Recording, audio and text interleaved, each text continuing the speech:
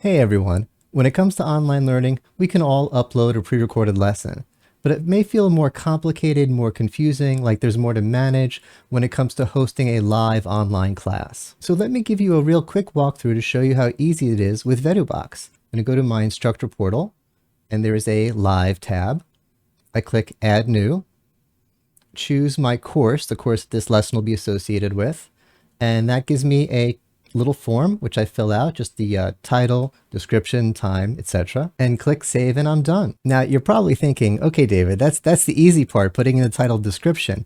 What about the hard stuff, the invitations, the notifications, hosting, recording? All that's taken care of in the background by Vedubox as soon as you click save. Remember, this lesson was associated with a course, so whatever your notification email settings are for that course, that'll apply to this. The students who are part of that course, they'll see it on their calendar, they'll be able to just click and join. This is the instructor's view, which is something similar.